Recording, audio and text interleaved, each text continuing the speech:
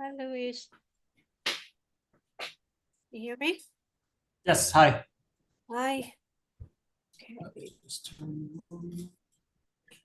I'm testing out the live streaming on YouTube. Yes, hi. Yep. Hi. I'm testing out the live streaming on YouTube. Yes, hi. Yep. Hi. I'm testing out. I'm testing out the live streaming on YouTube. Yes, hi. Yep. Hi. I'm testing out. I'm testing out the live streaming on YouTube.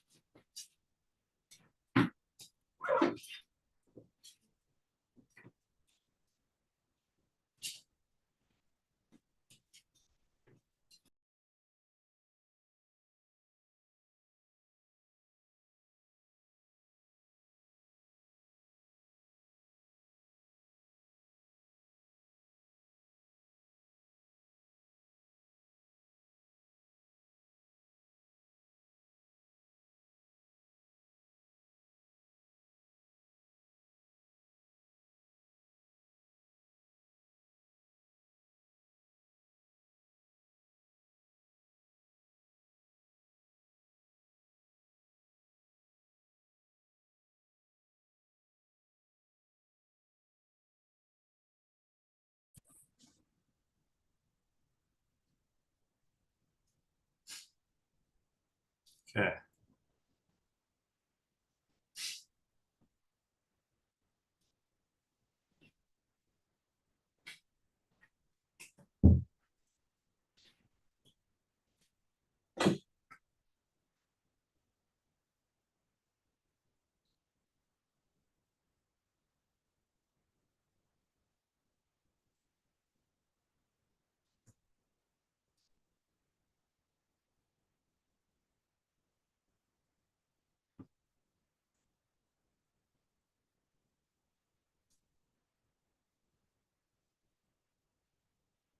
Just checking you can hear me.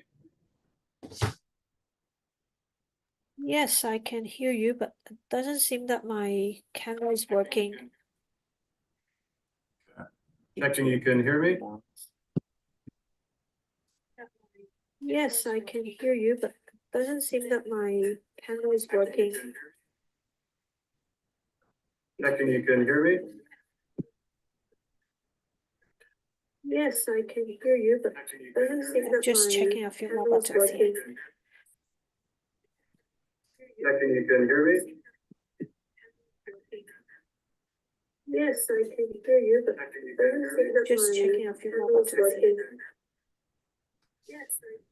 Checking you can hear me. Yes, I can hear you, but it doesn't seem that just checking a few more buttons here. Checking you can hear me. Yes, I can hear you, but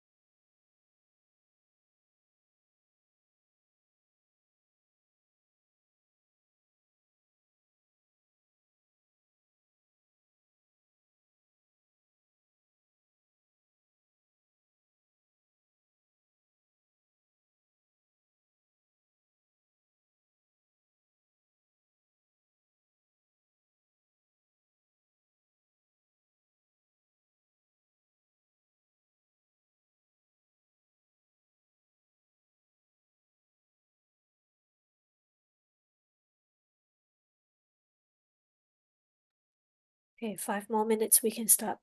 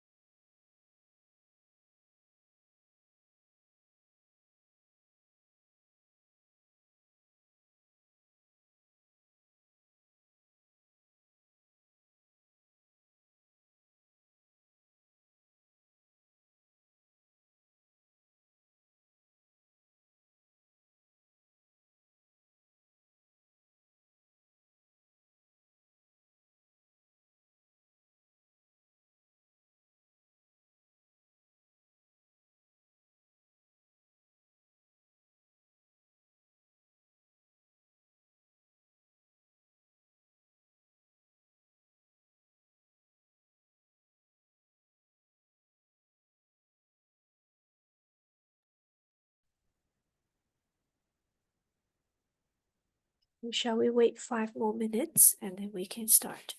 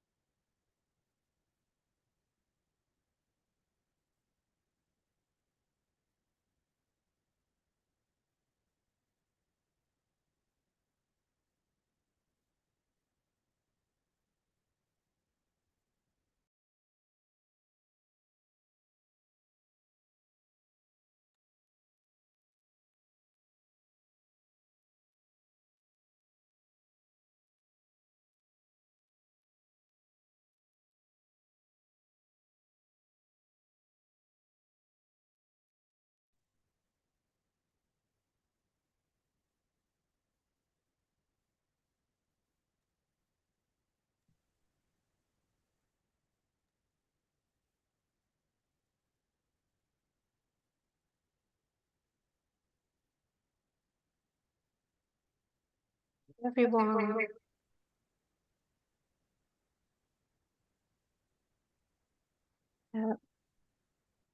we've got a lot of familiar names here. Adrian, do you mind send me your phone number or last name too on WhatsApp? Here. Adrian, do you mind send me your so we know who has joined this webinar? Phone number or last name too on WhatsApp? Here. Adrian, do you mind send me your so we know who has joined this webinar? Phone number or last name too on WhatsApp? Here. Adrian, do you mind send me your so we know who has joined this webinar? Phone number or last name too on WhatsApp? Here. Adrian, do you mind send me your so we know who has joined this webinar? Phone number or last name too on WhatsApp?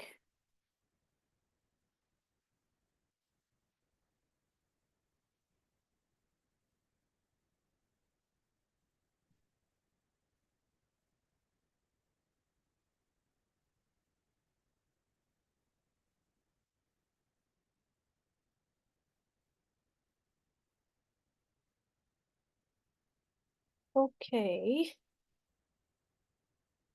And we have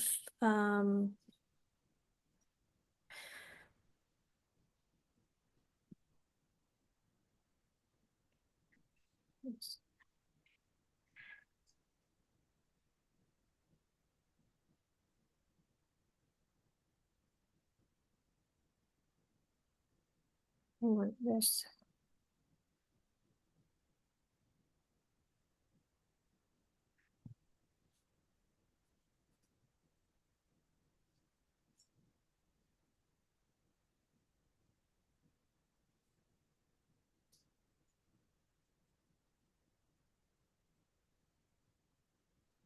Okay, shall we start now? Welcome everyone.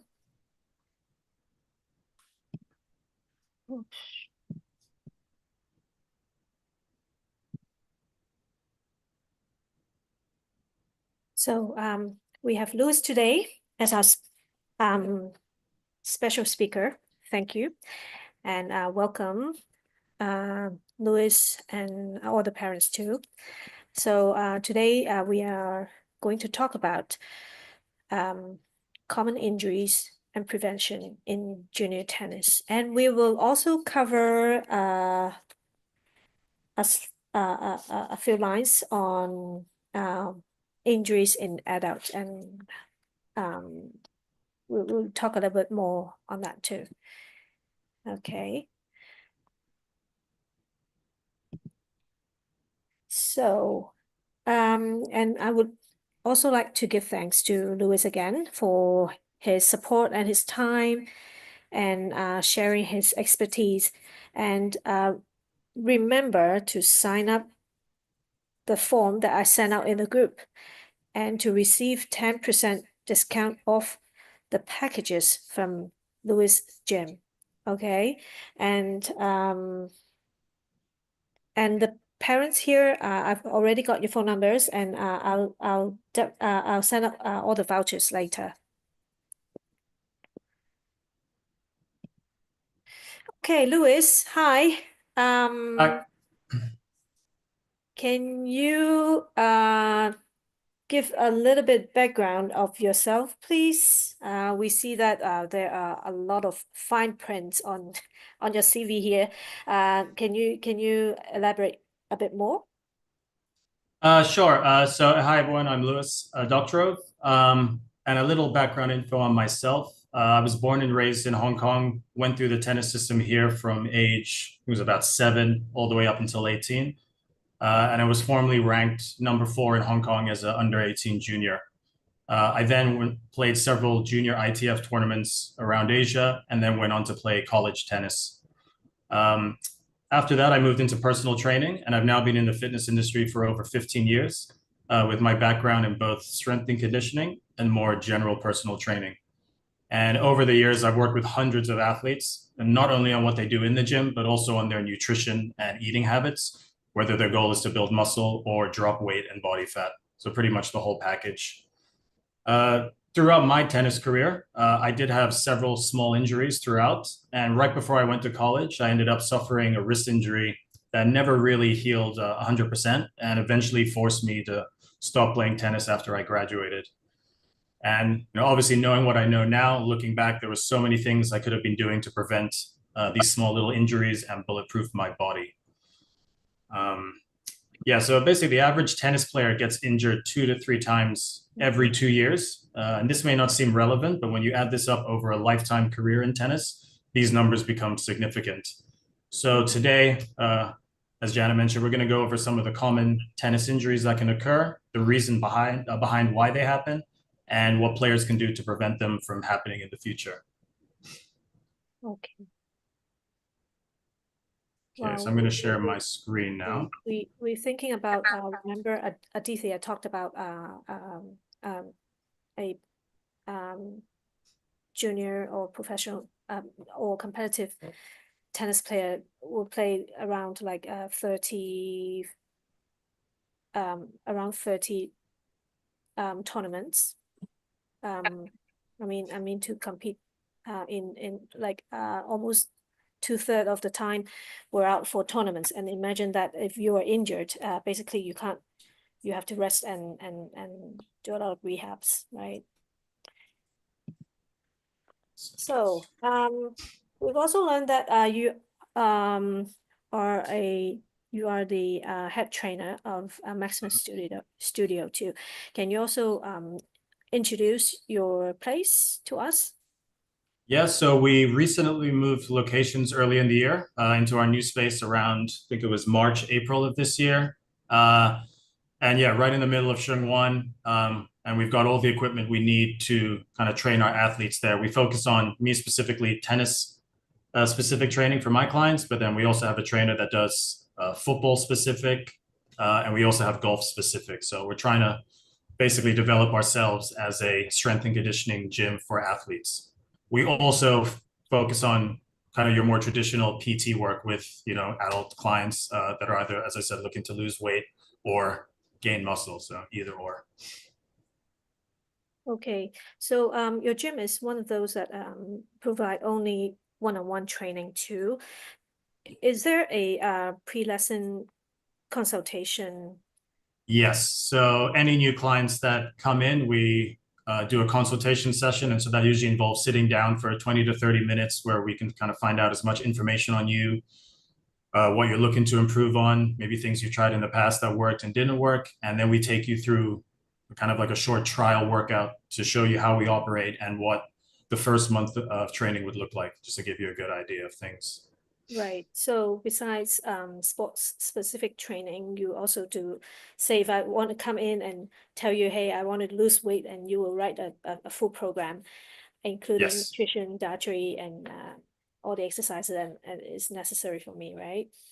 That's it. So we actually teach our clients how to track food because we find when trainers write out a food program for someone, most people don't follow it because it's easy to write out, eat chicken and broccoli 3 times a day, but people need a little bit more flexibility. So it's how we teach you how to learn what's in certain foods and how to eat the right amounts of food so that you're able to kind of take control of your diet yourself and also enjoy yourself at the same time. So we see these are some of your clients, and we see their transformation here. Yeah, so actually the guy on the bottom left in the blue and the white shorts, he's a football player for the men's Hong Kong soccer team, and he's only, I think he just turned 18. So yeah, high level athlete there. Right.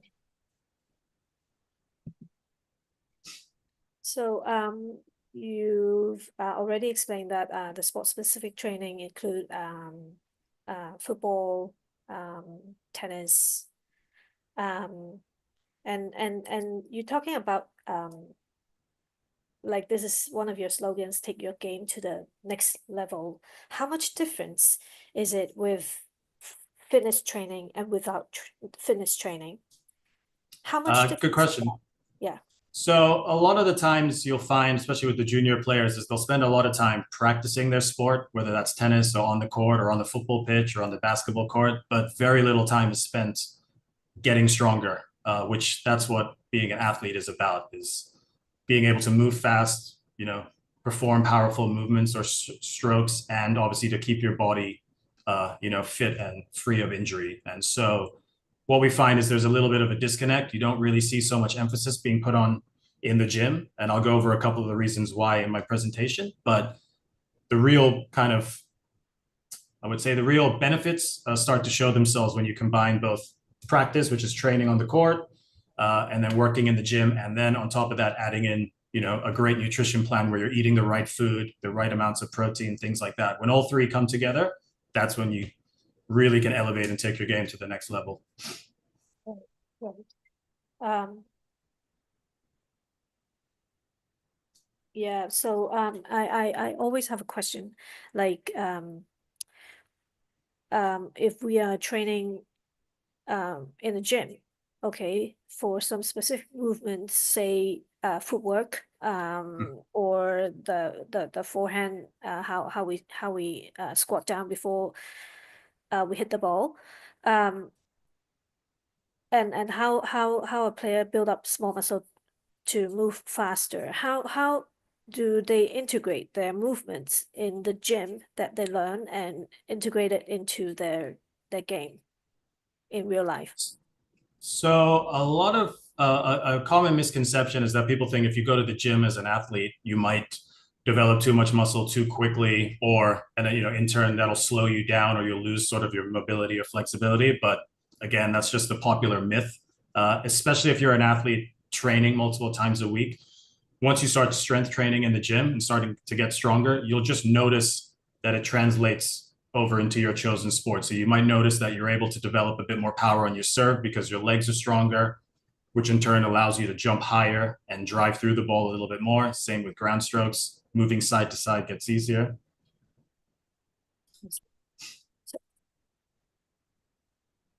So this is also I copied it from your webpage that you've mentioned train like a tennis athlete, and there are 3 separate programs or stages. Can you explain a bit how they work? Sure. So very briefly, before I start, it's just a way that I like to break up the training. So each phase is about 4 weeks. And what we would do is for first phase, we work on strength. Second stage is a bit more plyometric, so that's jumping, landing, becoming a bit more explosive.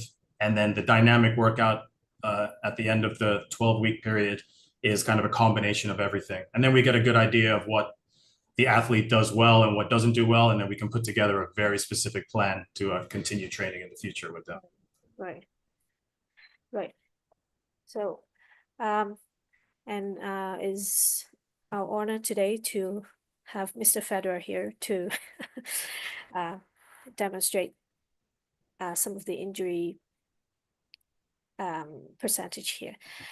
Louis, you have planned to talk about injuries in different body parts. Can you start from that? Sure. Let me, I'm going to share my presentation your now. slide too. Yeah. Set that up. All right. So just go through. All right. So the number one cause of injury that we find in junior players comes down to the growth spurts that they inevitably go through. Okay, so growth in children and adolescents does not follow a perfectly straight line with periods of slow and rapid growth alternating. Girls tend to go through this phase first between the ages of 10 to 12, with boys a little later between 12 and 15. So during this period, what happens is the growth plates in the bones are open. And this is basically the area of the bone where new bone is formed in order to increase the size of the bone. And putting pressure on the growth plate can cause fracture or injury from wrong stressors, and they can irritate the cells that are trying to grow. So while we can't predict growth spurts, we can anticipate them. Feet growth is a good indicator a child is getting ready to sprout a few inches. But again, kids don't always grow symmetrically. One side may grow faster, and that can create an imbalance that causes pain or injury. So when I work with youth athletes in periods of growth, I like to look at muscular balance. As they are growing, their body map changes, which is how their body moves through space. And as an adult, we're pretty confident about how much space we take up, how to walk, how to go through a door, etc. But adolescent teens move a little bit more. I like to describe it like a baby giraffe. They're all legs and arms. You know, sometimes they trip over easily. They can be quite clumsy because they're trying to figure out their body map, which is changing daily. So if they're doing too much exercise, too much training, and too much repetitive motions in one way during this stage, then things like stress fractures, tendonitis, shin splints, and knee pain can start to occur. So the two simplest but hardest prescriptions for youth athletes are rest and recovery. Basically, the general rule is when there is pain, we have to rest the body and let it heal. And then while we're healing or right after, we can change the training style a bit so that they're still essentially moving, but not straining their joints and muscles. All right, so the second main cause of injuries in junior players is a lack of strength. So one thing I noticed when I was playing tennis as a junior, and even now to a certain extent, is how many players in the Hong Kong tennis scene are naturally gifted and athletic. But when you compare them to kids their same age from other countries, they're a lot less smaller with a lot less muscle.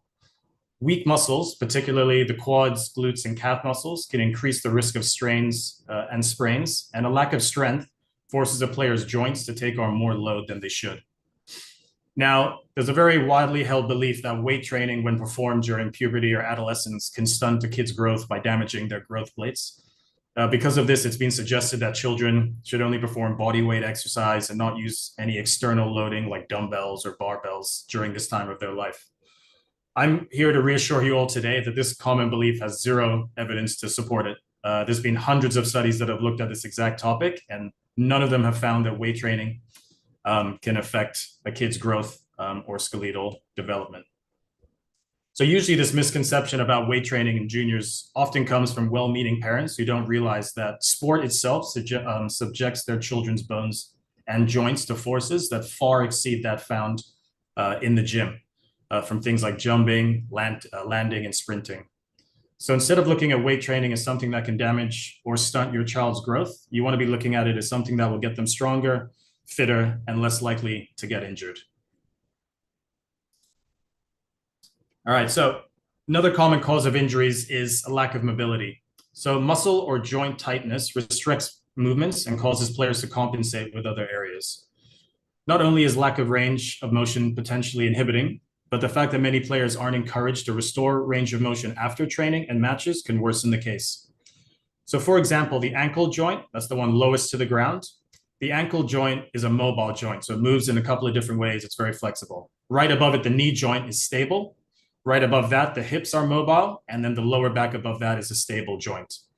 Limited ankle mobility will directly affect how the other joints function. There's a chain reaction that takes place through tennis movements. And if the ankle joint cannot move through a functional range of motion, then the loads in the movement have to come from somewhere else, because our bodies will always find a way to get it done. And sometimes that way leads to getting injured. So the better range of motion you have, the less likely you're going to cause other body parts to compensate. All right, so next up we have the warm-up routine, or in most cases, a lack of one. So a lot of junior players barely warm up before they start playing a match or training. And the reason is because too many times at that age, they can get away with it. But sticking with that mentality, especially when they turn 14, 15, or 16, when the game becomes more demanding and physical, is a surefire way to start getting injured. Good habits need to start at a younger age, and the warm-up should be seen as an extension of how well you want the body to perform and play on court. You also want to make sure you get the body and the muscles warm before any type of stretching begins. If you stretch straight off the bat when the muscles are cold, it's another way to injure yourself potentially. So the warm-up is just as much for the physical part of the body, but also the mental. It helps you focus on what's going to happen and prepares the mind and body for what's to come. All right, so this leads into the next common cause, which is an improper cool down session after playing. So I've seen many players finish a tough training session, just do a few shoulder rotations, and then think that's enough.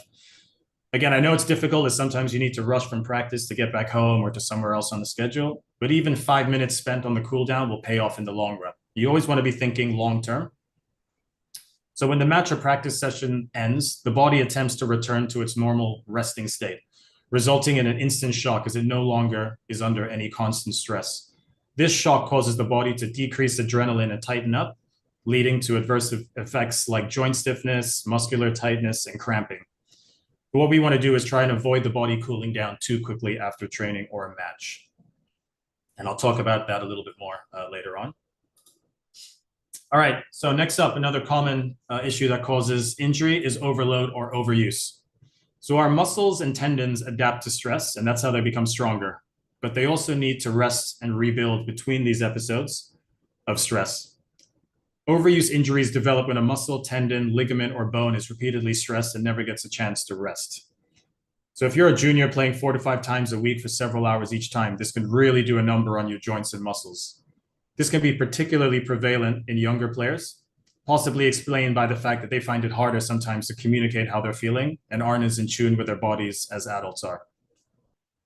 So you can overuse something because you're either doing too much of the same movement, or you can overuse something because you're performing the movement in the wrong way. Either one ultimately can lead to the same result in injury.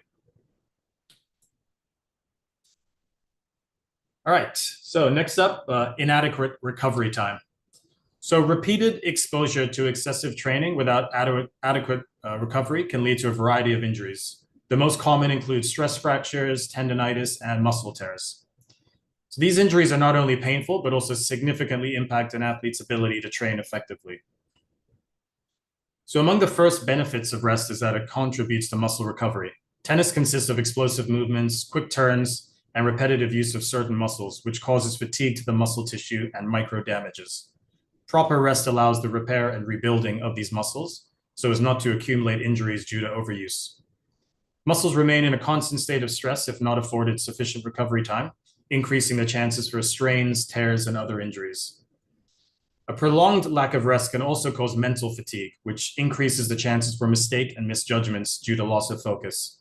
So an example would be feeling mentally tired during a match, causing you to play a higher risk shot to end the point quicker, potentially leading to an injury. Okay, and lastly, we have technical issues with ground strokes or the service motion. Poor technique is a common cause of injury to the wrist, elbow, shoulder, and occasionally the spine. Use of extreme or incorrect grips and poor coordination of the kinetic chain should be considered here. So this is where it's good to have a tennis coach analyze your technique and make adjustments if needed. Over time, we've seen many players make adjustments to their service action due to shoulder injuries. And as a very general rule, the players who tend to be able to generate effortless power are less likely to be injured. So adjusting and modifying techniques I know can be frustrating at first, but again, it's always worth it in the long run. The smoother you can make your service motion in ground strokes, the less likely you are to force or stress the body too much. All right, so we've gone over some of the common causes of injury. Now we're going to look at several areas where most injuries occur in junior players. And the first area are the ankles. So ankle sprains are often the result of a faulty step while chasing down a ball or pivoting to change directions quickly. Ankle sprains are often the result of a faulty step. In most cases, the injury is caused by landing on the outside of the foot with the foot turning too far inwards. The relatively weak lateral ankle ligaments are then injured. And depending on the severity of the injury, the ligaments may be overstretched or torn, resulting in instability of the ankle. So the usual symptoms of this are pain and swelling around the ankle, mainly on the outside, potentially followed later by discoloration of the skin. All right, next up, another quite common injury is the wrist. So the major cause of wrist injuries in tennis players is prolonged or chronic overuse of the wrist. Biomechanical studies of the serving technique of tennis players showed that injured players demonstrated kinetics that overload the joints, including the wrist. So many wrist injuries result from aggressive modern grip types on the racket. The semi-Western and the Western forehand grips are associated with injuries to the ulnar side of the wrist, which is on the side where your little finger is. The wrist becomes compressed at ball contact when it's twisted, cocked, and severely angulated. The tendons around the wrist deal with an incredibly high load of stress when the ball impacts the racket. And that impact, combined with the hitting power and vibrations transmitted to the upper extremities, affect the shoulder, elbow, and wrist, and explains the increasing risk of traumatic and microtraumatic wrist injuries from tennis. All right. Okay, so next up we have the knees, and this is a very common injury that happens with adolescents. And we're going to go over the two types today, which are tendonitis and Osgood-Schlatters disease. So first off, Osgood-Schlatter disease typically affect kids during their pre-adolescent growth spurt, usually between 10 to 13 for girls and 12 to 14 for boys. So at this stage, a child's bones are typically growing faster than the muscles and tendons. And as a result, the muscles and tendons have a tendency to become tight. This one is pretty uncomfortable and lasts for anywhere from 8 to 24 months. Things you can do to alleviate the symptoms are rest, ice, compression, and elevation, or using anti-inflammatory drugs to reduce the pain and swelling. So for Osgood-Schlatters disease, it usually appears as a painful spot right below the kneecap that hurts when you bend and straighten out the leg. I had this one for many months and found that icing it every time I finished playing really helped with the pain. All right, so knee tendonitis is similar to tennis elbow and is characterized by inflammation of the tendon that connects your kneecap to your shin bone. This is a common complaint in tennis players due to the explosive muscle contractions needed for sprinting, jumping, and quick changes of direction. A lot of the time when you're feeling the pain or discomfort, it's actually being caused by something above or below. So sometimes when you have knee pain, it's actually because your quads, the muscle above the knee, are super tight, and that pulls on the tendons of the knee. Or it could be something below the knee, like your calf muscle. So sometimes it's good to look around the area of pain. Poor flexibility of the quads or hamstrings can also contribute to extra load on the tendons and the development of knee issues. All right, next up we have the shoulders. So the majority of shoulder injuries that occur due to tennis activity are related to shoulder impingement, rotator cuff tendonitis, shoulder bursitis, or a combination of more than one of these conditions. Swinging a racket repetitively, especially overhead activity like serving, can lead to inflammation of the tendons, which leads to prolonged painful symptoms. The shoulder is a very complex joint with a whole bunch of tendons and ligaments and nerves crossing over each other.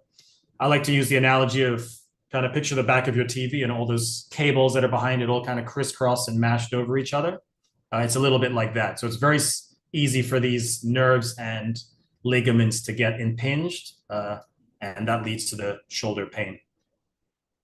This can result from muscle imbalances also, and it's usually characterized by an inability to raise your arm past a certain point and pain during activity and while at rest. All right, so now we have probably the most popular one, tennis elbow. So an estimated 50% of all tennis players will suffer from tennis elbow during their careers. In short, tennis elbow is caused by the overuse of the extensor muscles of the wrist, with pain and tenderness felt at the attachment of these muscles at the outer side of the elbow. From here, the pain may radiate into the arms, wrist, and fingers. So usually it's found kind of on the outside of the forearm. There's another condition called golfer's elbow, which targets on the inside of the elbow. So this is where your forearm muscles attach to that bony bump on the inside of your elbow, and the pain can sometimes spread into your forearm and wrist. Tennis players who repeatedly use their wrist to develop spin on their ground strokes can also develop golfer's elbow.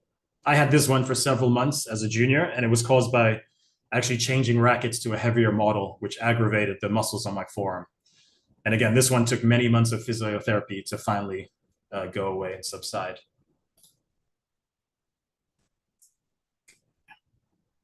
All right, so last couple, we have the next popular one, back injuries. And potentially all parts of your back can be affected at some point, but the most common area is the lower back, due to the combined rotation, flexion, and extension of the back during the service motion.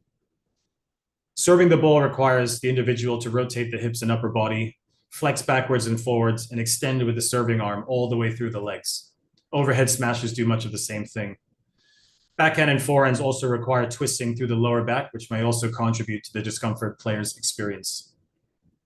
So if you hear common symptoms are sudden, sharp, persistent, or dull pain in the lower back, most notably, usually it's on one side that worsens with movement.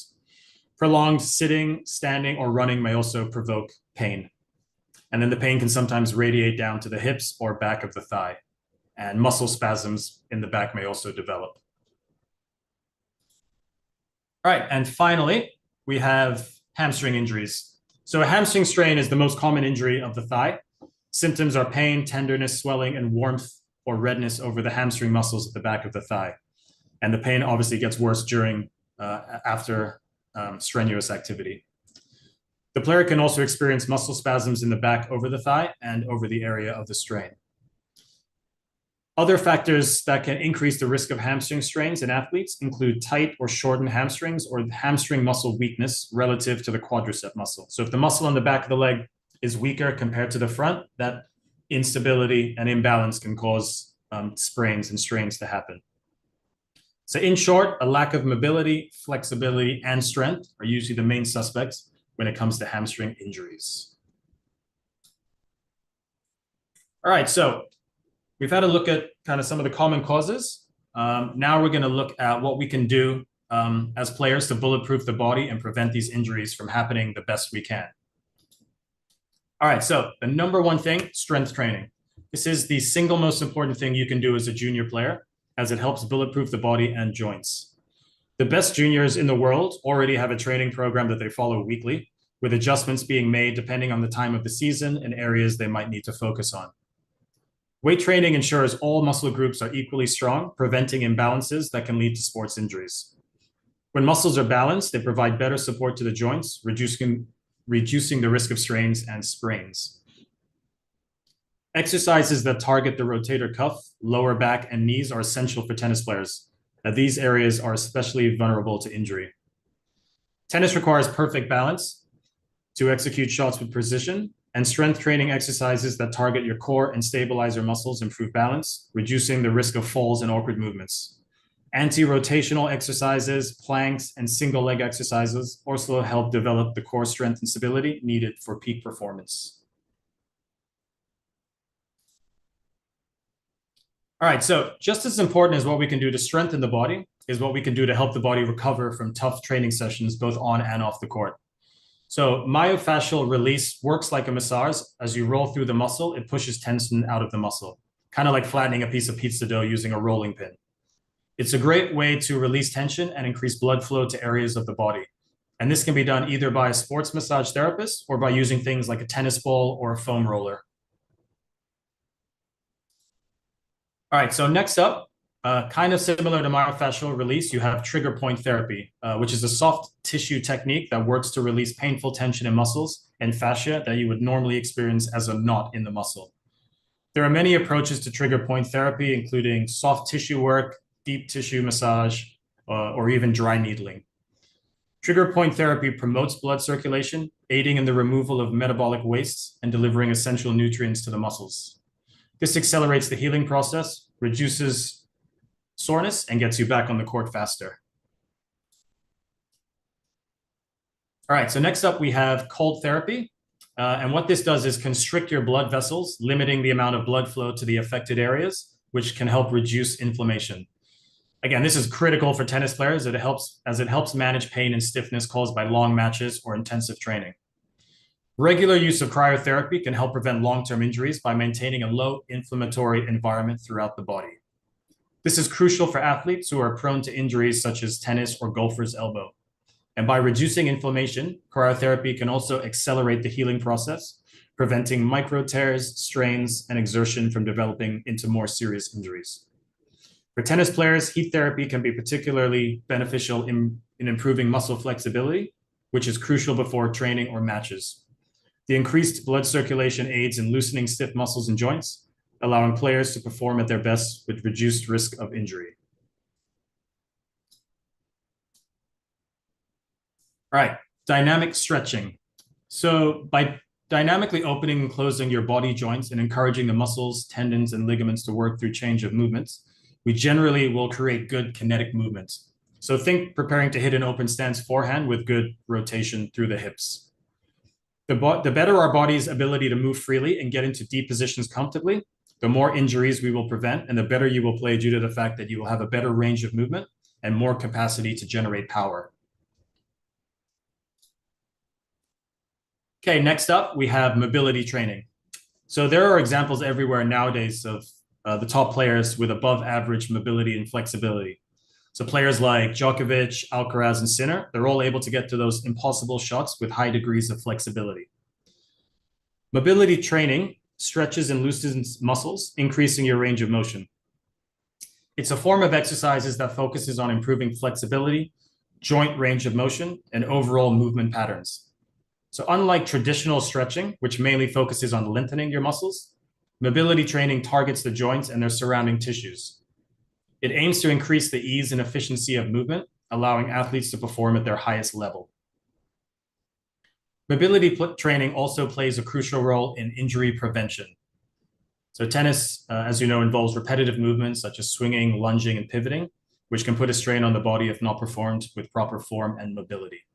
So engaging in regular mobility exercises can help reduce the risk of common injuries like sprains, strains, and overuse injuries of the hips, shoulders, and ankles. All right, next up, balance and agility work. So this is the ability to land properly, absorb impact, and change direction with ease. And the more you can master these types of movements, you'll reduce the amount of pressure and force that your ankle, knee, and hip joints need to withstand. Unstable training can effectively improve athletes' performance, promote the improvement of athletes' proprioception, reduce the chance of lower limb injuries, and alleviate and prevent athletes' lower back pain. Strength training under unstable conditions is the main method of core strength training, which can improve the nerve and muscle control of players. This helps in maintaining the body posture and transmitting the strength of the upper and lower limbs of players. An example of this would be a player being able to maintain their balance and hit their ground strokes while sliding around on a clay court. Okay, and then the last few, we have the next one is a proper warm-up or cool-down. So as I mentioned earlier, the warm-up should be seen as an extension of how well you want the body to perform and play on court. Every player should have their own warm-up and cool-down routine, and you want to get to the point where it's almost second nature to go into your routine before and after you play. The better you warm up, the faster you will get your muscles activated and ready for training or your match.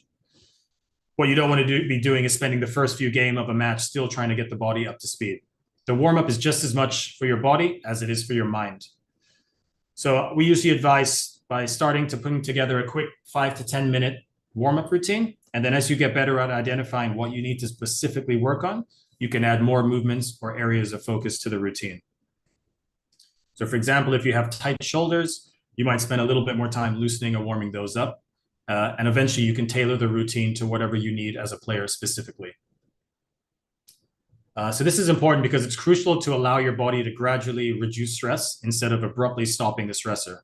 So by this, we mean if you've just done a 3-hour training session, what you don't want to do is just come to a complete stop and just go home.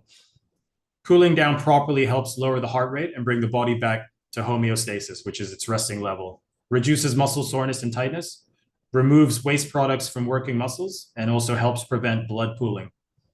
So again, young kids, at that age, they can get away with not cooling down, but that doesn't mean that they should. At the very least, when you finish playing, if you have to rush somewhere, just think about throwing on a hoodie or a jumper just to keep the body warm and allowing it to cool down at a slower rate. All right, so kind of just to summarize, at the end of the day, the uncomfortable fact is that at some point as a player, you're probably going to get injured. It's an unfortunate part of the game, but it's something we accept as high-risk performance athletes. But what we should also accept is that without taking the necessary precautions to strengthen our bodies, our muscles, our joints, and without making sure we help our bodies recover in the right way, these injuries will be a lot more frequent and longer lasting, and in the worst cases, career ending. So you can either wait for injuries to happen and then react, or you can get ahead and start bulletproofing the body now. If you get the right pieces in place now, develop these routines, as a player, you'll be able to watch your body become stronger, more powerful, and most importantly, more resilient against injury. All right, so thank you everyone for listening. That's the end of the presentation. And now if anyone has any questions, we can go over a few. Yep. If anyone has any questions here? Verona?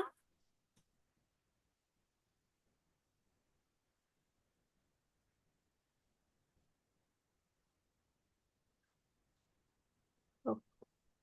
I do have a few questions for you here.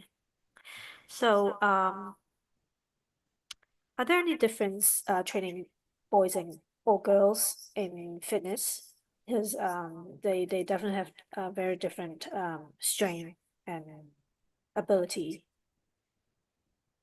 Yeah, so we actually find there isn't too much difference when you train junior athletes and even adults. It really just depends on what areas they need to focus on. So, for instance, obviously a female player might not need as much upper body mass and muscle, but we would still train the upper body doing things like chest pressing movements, shoulder pressing movements, again, just to stabilize and strengthen that upper body. But for both male and female, a lot for the tennis players of the focus is on the lower body, as that's the main thing that you use. So, but yeah, most of the training is very similar. If anything, it's just how we tailor their nutrition. Obviously, male players probably need a little bit more muscle, so we might be giving them a bit more protein to try and hit every day. So it's really more about the differences on the nutrition side of things, not so much on the training side.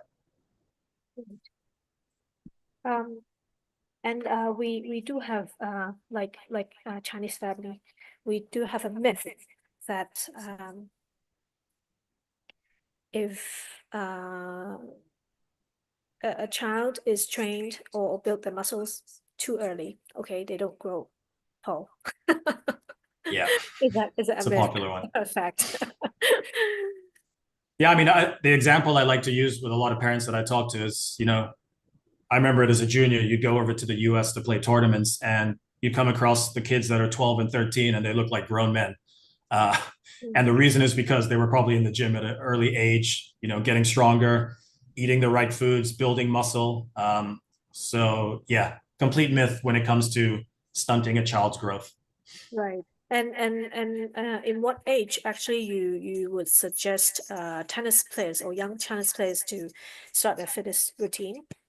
So it's been shown that kids, as early as 8-year-olds can start training, and that doesn't mean that we're going to have them in the gym doing deadlifts and squats with the bar on their back straight away.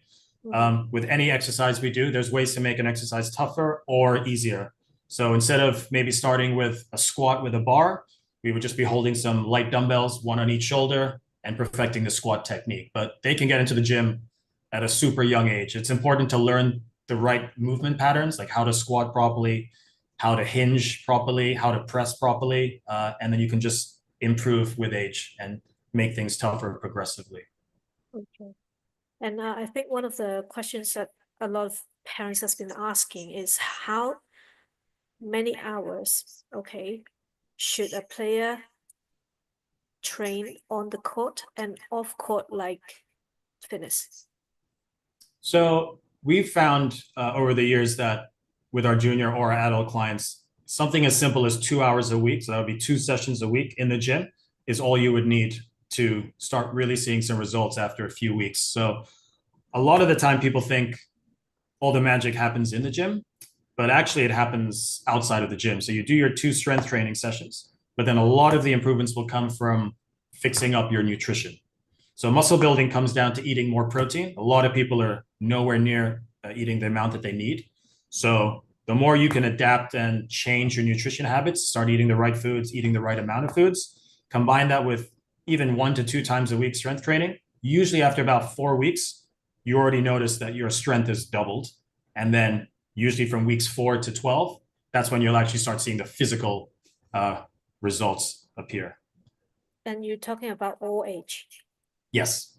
Okay. And some parents actually don't like me, okay? I kind of refuse to give extra protein, like protein shakes or protein powder to my daughter. Okay, do you suggest that too? Yeah, so that's another popular myth that protein shakes are bad for you and they got all these chemicals in you. Especially a lot of my adult clients will have that misconception. Most of the time, though, if you really look at someone's diet, they're eating things way worse than like a protein supplement or powder. You don't have to use these. That's why we call them supplements. It's just there to help you. So, for example, if you know you're going to be in meetings all day and you're not going to eat for 5 hours, that's where a protein shake would come in handy. You can just drink it very quickly. But I have plenty of clients that get in the majority of their protein from actual food. So yeah, it really just depends on the individual and the time that you have that you can dedicate to changing your nutrition. Right. But at the end of the day, if you don't increase your protein intake to like specific levels, it doesn't matter how much training you do in the gym, you won't actually build muscle. And what ends up happening is your joints start taking on more of the stress instead of your muscles doing the work. And then again, that can lead to injury. So increased protein is literally, it's a game changer all around. It helps with almost every aspect. Right. And you're talking about game changer. There are people start taking vegan diet or vegetarian, that they've been talking that it brings more energy. Mm-hmm. Yeah. So yeah, I've got plenty of clients that are vegetarian. Usually what you find is it's harder for a vegetarian to get as much protein in their diet because a lot of the foods that they're able to eat don't have crazy amounts of protein in it, but they also have quite elevated levels of carbs. So things like beans, lentils, and a couple of vegetables. So usually with our vegetarian or vegan clients, that's where a protein supplement really comes in handy. And they've obviously got vegan versions of that as well. When it comes to feeling more energetic, usually what we find is most people are eating too many carbs. And the more carbs...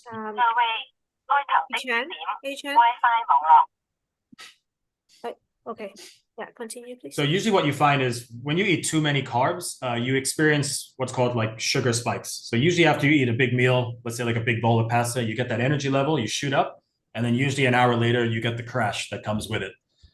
So when you can keep your carb intake a little bit more steady throughout the day, that's usually where you find you got a bit more constant energy. Right, right. We talk about injuries here, and a very inspiring figure or player is Saraf, how he come back from his broken ankle. The ankle. Mm-hmm. Yeah. So and then reached this type of level after the injury. So if a player is injured, okay, how long do you suggest it takes for a full recovery, and then they back to the court? And what do you suggest a player to do during their injury period of time? Okay, so again, it's going to come down to what the injury is and the severity of the injury. So this is where we would, as trainers, consult with either the physio or doctor that they've seen, and then we would slowly start working on rehabilitation exercises when they've been given the all clear. So for instance, if it was an ankle injury, and then you've been given the all clear by the doctor or physio to start rehab, things like calf raises and ankle lifts is how we would gradually increase the strength around the joint. So things like using bands and little stretchy bands to work on the mobility. And then once that becomes a little bit stronger after a few weeks, then you can move on to maybe some single leg exercises and then kind of progress through there. Yeah, sorry, what was the second part of that question?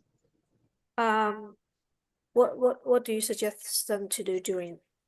Oh, so a lot of the times when a player or an adult client of ours will injure themselves, to say like they break their leg, a lot of the times they'll think, okay, now I don't go to the gym for 6 to 8 weeks until my leg heals. But you can still come into the gym with that broken leg, and I've seen it with my clients, and work on your upper body. So sometimes, yeah, these injuries are going to happen, but it's, I think the easy way to kind of look for the excuse is, oh, okay, I'm not going to do anything. But those really determined players will still come in, and if the right leg's broken, they'll work on strengthening up the left leg and the upper body, working on those muscle imbalances that they have, and then eventually when that leg's feeling better, they can start incorporating the right leg into stuff. But there's always something you can do, whether that's rehab stuff, which is a little less intensive, or strength work on other parts of the body. Right. And in one of your slides, you talk about cold therapy, heat therapy. What about ice bath? Yep. So ice baths are pretty intense. I've done that once. It's quite a tough thing to sit through. So I usually find, like, when I play tennis and my shoulder usually gives me a bit of pain after. So I bought one of those shoulder ice packs that you can just keep in the fridge. So every time I finish playing, I come home, stick that ice pack on for 15 minutes, and that usually helps with any inflammation. But yeah, there's a couple of different options, as you mentioned. The ice bath is going to hit every part of your body all in one. Or you can go to the cryotherapy places where you go into that cold kind of chamber for like 2 to 3 minutes. But yeah, a couple of different options. They all work the same at the end of the day. Okay. So, are there any more questions, parents?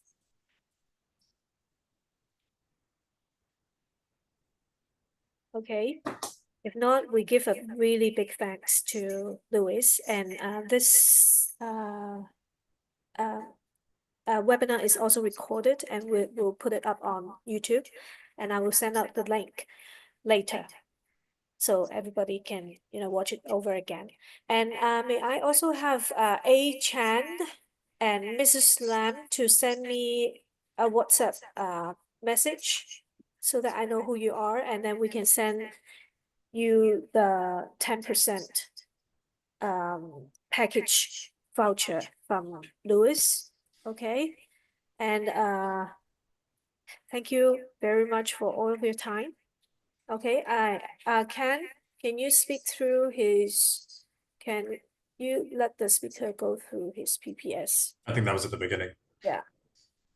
Yep. Okay. Thank you so much. Thanks, everyone. Thank you. Bye. Bye, Louis. Thank you. Bye. Bye.